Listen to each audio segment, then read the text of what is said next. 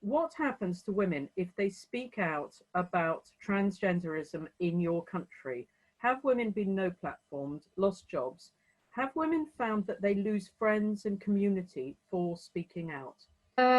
It relates mostly to LGBT communities, NGOs that defend the rights of LGBT communities, but also some intersectional feminist organizations as well.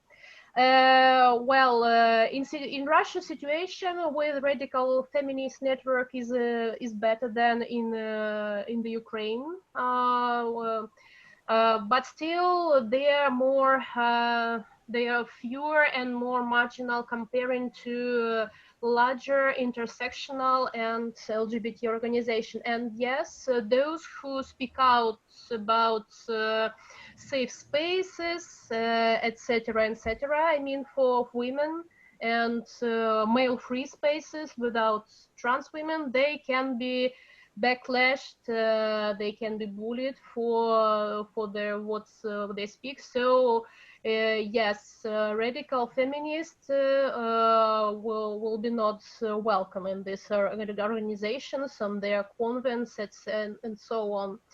I may say I may name two cases related to trans ideology. As I said, there are few which were in media. One is related to transgender woman who wanted to be in a women's jail, and this man was prosecuted in keeping child pornography, by the way. But this trans woman wanted to be in women's jail. So there was a case, and NGO tried to defend rights of this trans woman. And another situation is very hilarious, because in Russia there is still a list of professions that are prohibited for women, that women cannot work, are not allowed to work in these professions, because they are considered very dangerous or harmful for our health. Anyway, there was a man who decided to make a transition, and he was working in one of these professions, in printing industry. So once he once he made this transition, he was fired. And in this case, there was a judgment court, and finally it was considered that he was fired illegally, and he was allowed to get back to this workplace. So it's really funny. So women, I don't know, this list was reduced a little bit, but women were not allowed to work, and man was, he even got money compensation, about 2 million rubles after the judgment court was in Shem. All these things and more have happened to people in the UK, including me. We've had death threats that object. I lost a job over it. I was in a protest at London Pride March in 2018 with groups like Get the L Out, and we just invaded the beginning of the march, lay down on the flag, and were allowed to march at the front, which we did. But the Twitter pirate, my name is Jan Williams. It's a very common name, but they managed to track me down and notify my employer. Well, I was self-employed, but working for Humanists UK, and said I was a terrible person and I would be awful to people at funerals and refused to take a trans person's funeral, none of which was true and none of which was any evidence for, and they dragged me through a complaints procedure. Fortunately, I sent in a robust response, and I ended up peak transing most of the panel, I think.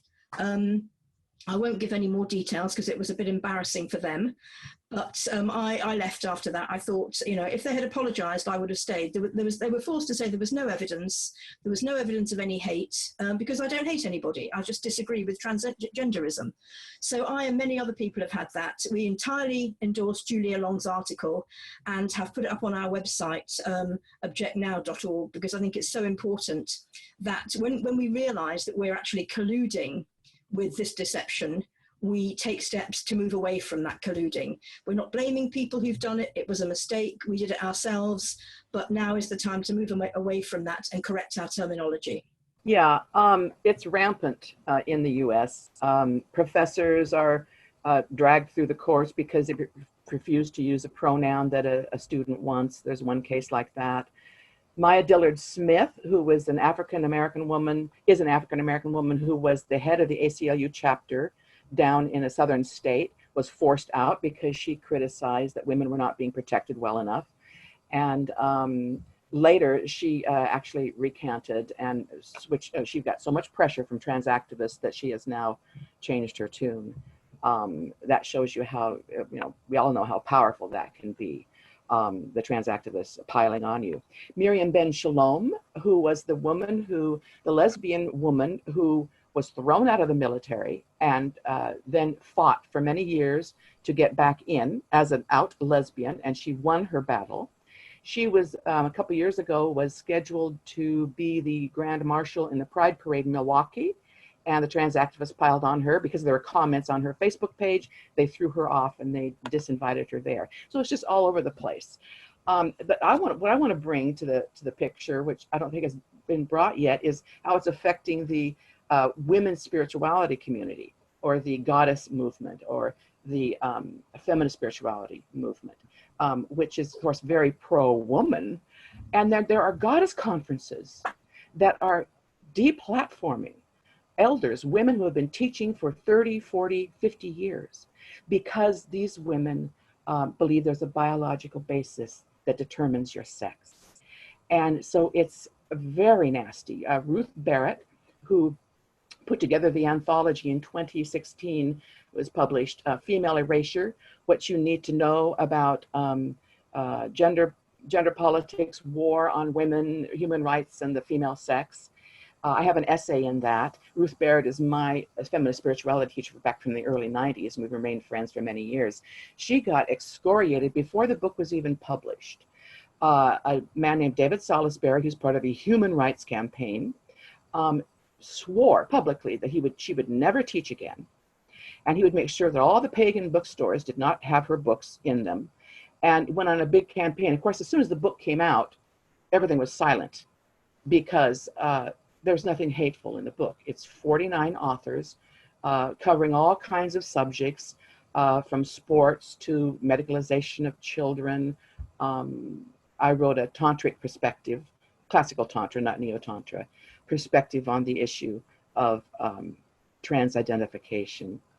So she was shredded. Max Dashu was deplatformed last year in 2019 from PantheaCon, which is the major yearly, it's been going on for 26 years, yearly gathering of pagans. Max has for 50 years put together what's called the Suppressed Histories Archives. Thousands and thousands of images of women in indigenous cultures and modern, who are leaders of humanity, spirituality, healing, healers, curanderas, witches, all of that. Tremendous work. She was deplatformed. It's absolutely sickening to me. And now PantheaCon is closing down.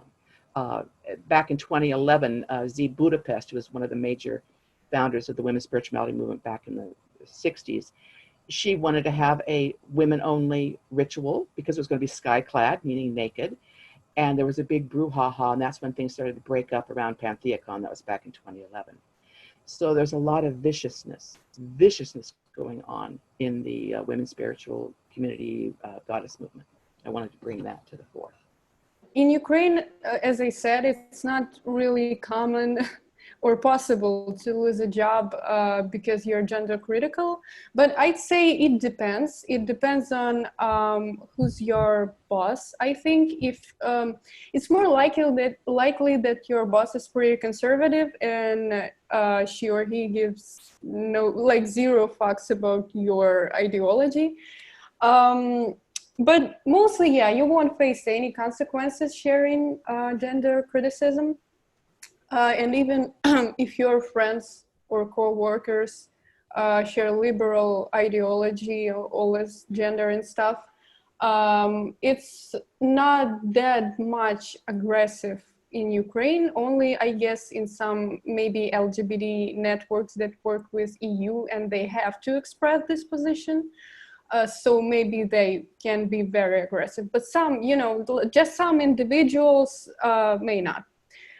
But I can see that we halfway through in this journey, and I see that slowly we go in this, ideology, and I see how media environment changes, how media, they taught to be, more tolerant concerning these pronouns, trans ideology and stuff. They like making courses for journalists and all that. And I can see that maybe that's a very good time, but when we are like halfway through, maybe that's a good time we can really bring it up and maybe try some ways to bring it up. Because I see we still can do it and not left canceled, but maybe criticized with some LGBT communities.